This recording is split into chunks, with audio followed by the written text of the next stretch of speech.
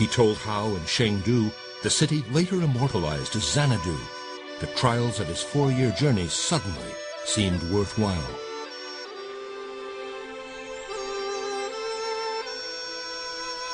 The Khan's palace is the largest in the world. The roof is ablaze with every color. It glitters like crystals and sparkles from afar. The hall is so vast that it could seat 6,000 for one banquet. The descriptions that Marco Polo provides for us, descriptions of Xanadu, for example, the summer palace of Kublai Khan, dovetail with what we know of the archaeology of that city.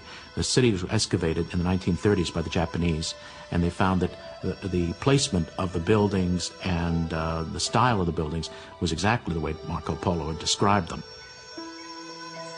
The Venetian trader was equally impressed, it seems, by the mighty Yangtze River.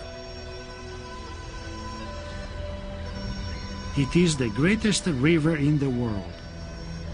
More boats loaded with more dear things and of greater value come and go by this river than by all the rivers and seas used by the Christians.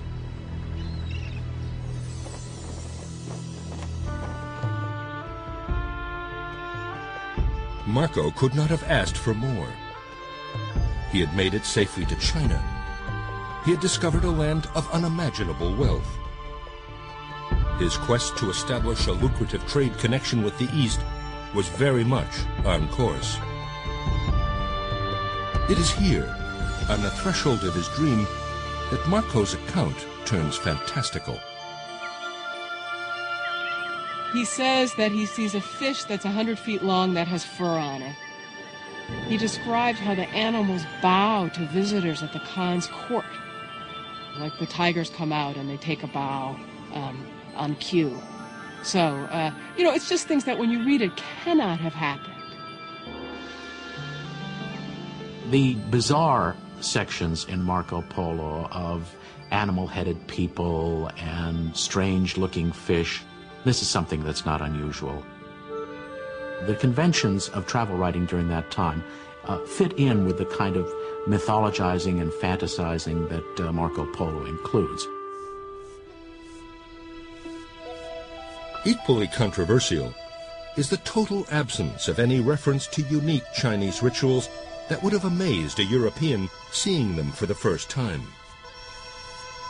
Marco Polo does not mention certain characteristics of China, such as calligraphy, tea, bound feet, because Marco Polo lived among the Mongols. He dealt with Kublai Khan and the other members of the Mongol nobility.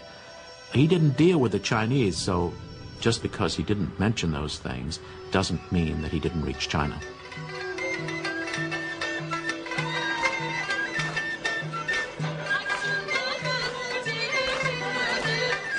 Marco Polo's defenders point to details which could not have been invented in Europe.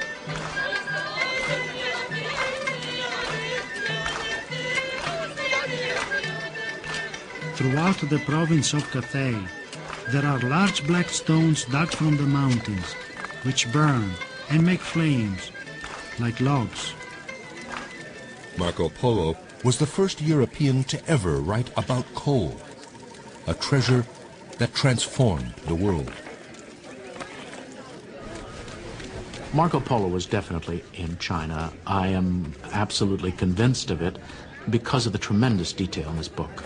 His descriptions of the Mongols, Mongol customs, Mongol dress, Mongol attitudes towards women, and in addition describes specific events so clearly, the assassination of a finance minister.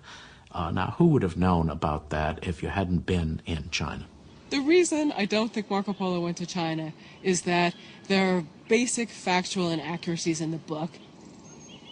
He says he's the governor of a town, and we have a list of governors of that town, Yangzhou, and he's not on the list. And the second is he says he's at a battle that took place in 1273, and we know the battle took place in 1268, which is before he gets there. Perhaps the secret to the mystery of Polo's account lies in his prison cell in Italy. Marco did not write the book himself. He dictated it during his year in jail to his cellmate, Rustichello, who happened to be a writer with a passion for fairy tales. Rustichello was a man who was renowned for writing romances and not actual descriptions of events. And so obviously the fact that Rustichello, rather than Marco Polo, set down the work may have added some of these legendary and mythical qualities to the work that Marco Polo had not intended. The only verifiable piece of evidence from Polo's life, his will, reveals that he died a wealthy man. Yet his nickname, Il Milione, the Big One, mockingly referred to the size of his imagination, not his bank balance. Marco was defiant till the end. When asked by his friends on his deathbed in 1324 whether he had really been to China, Marco replied, I have only told you half of what I saw.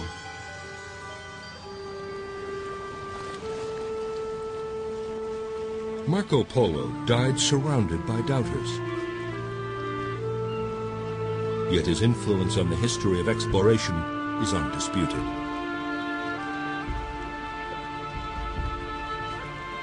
His controversial book became the Bible for a new generation of explorers. The inspiration for Christopher Columbus's historic discovery of the New World.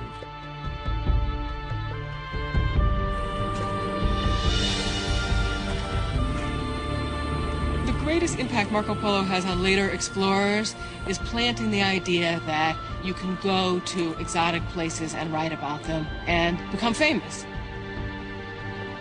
When you think about it, nobody before him is famous as an explorer. So he becomes the first famous explorer adventurer. Whether Marco Polo did make it to China or not, one thing is certain. His dream of pioneering a trade connection between East and West was never realized. China again dissolved into civil war, making travel in the East impossible. The tantalizing promise of the Silk Road once again faded into the past, craving fulfillment in another age.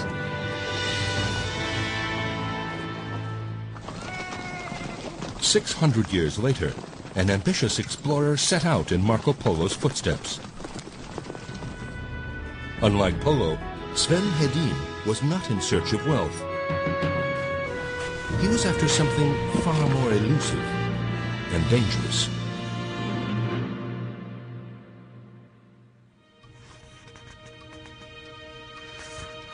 Stockholm, Sweden, 1949. Sven Hedin, the 84-year-old explorer, prepares a memoir of his life.